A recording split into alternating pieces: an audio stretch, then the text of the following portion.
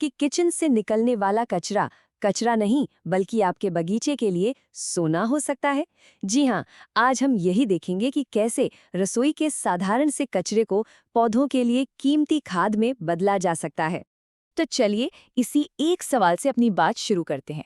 जरा सोचिए, जिन छिलकों और टुकड़ों को हम बस यूं ही फेंक देते हैं, वो असल में हमारे बगीचे को एक नई जान देने का खजाना है ना कमाल की बात?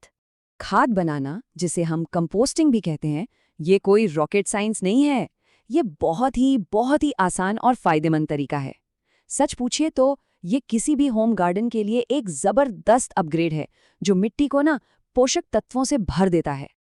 तो सबसे ज़रूरी बात यह है कि इस पूरे प्रोसेस को किसी मुश्किल साइंस की तरह नहीं देखना है। इसे बस एक सिंपल सी रेसिपी की तरह समझिए। सही चीज़ें डालिए, कुछ आसान से स्टेप्स फॉलो कीजिए और बस आपका कचरा देखते ही देखते बगीचे के सोने में बदल जाएगा। ठीक है, तो चलिए अब सीधे मुद्दे पर आते हैं। देखते हैं कि हमारी इस खाद वाली रेसिपी के लिए कौन-कौन से चीज़ें, मतलब सामग्री, लगती हैं। ये समझना बहुत ज़रूरी है कि खाद में क्या डालना है और क्या बिल्कुल नहीं। देखिए, एक तरफ वो चीज़ें हैं जो खाद के लिए मतलब परफेक्ट हैं, जैसे सब्जियों के छिलके, फलों के टुकड़े, बची हुई चाय पत्ती और हाँ, अंडे के छिलके भी। और दूसरी तरफ है वो चीज़ें हैं जिनसे हमें बचना है, जैसे कोई भी मीट, मछली या बहुत तेल वाला खाना। क्यों? क्योंकि इनसे बदबू फैलती है और कीड़े मकोड़े भी आते हैं। अब हमारी इस रेसिपी के दो मेन हीरो हैं, ग्रीन्स और ब्राउन्स। ग्रीन्स का मतलब है गीली चीजें, जैसे रसोई से निकलने वाला सब्जियों का कचरा, और ब्राउन्स का मतलब है सूखी चीजें, जैसे सूखे पत्ते, पुराना कागज या गत्ता। अच्छा, एक सबसे बड़ा सवाल आता है, बदबू का क्या करें?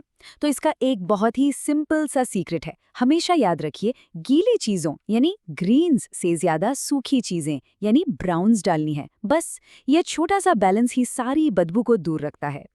तो थ्योरी तो हो गई, अब विधि पर चलते हैं। और हम कोई मुश्किल तरीका नहीं, बल्कि घर पर सिर्फ एक साधारण बाल्टी का इस्तेमाल करके खाद बनाने का बिल्कुल प्रैक्टिकल स्टेप बाय स्टेप तरीका देखेंगे।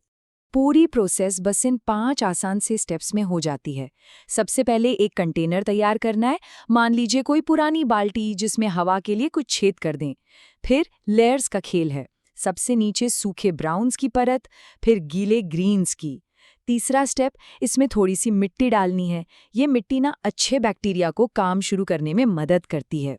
फिर नमी चेक करते रहना है और आखिर में हर 3-4 दिन में इसे मिलाते रहना है ताकि हवा अंदर तक जाए। तो नमी कितनी होनी चाहिए?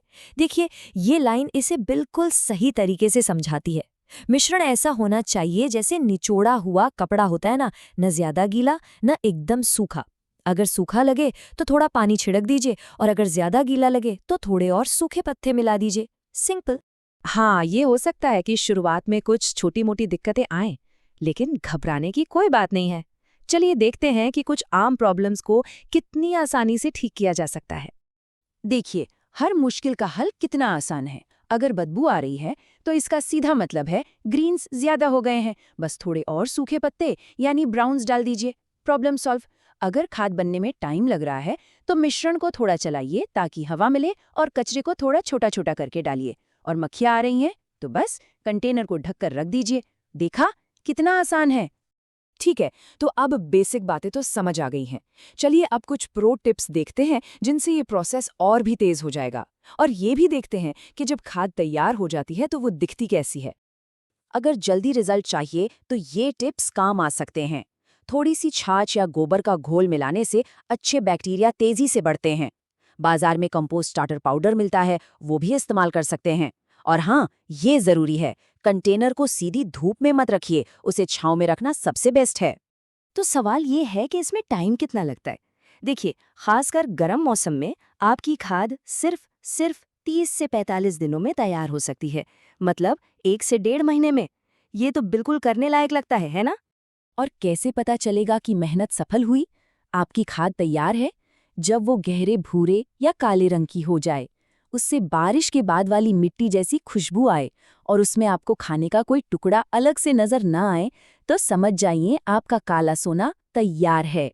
तो अब जब पूरी रेसिपी सामने है, अगली बार जब किचन में कचरा इकट्ठा हो तो उसे कचरे की नज़र से मत देखिए। जरा सोचिए, उस कूड़ेदान में कौन सा खजाना है जो बनने का इंतजार कर रहा है।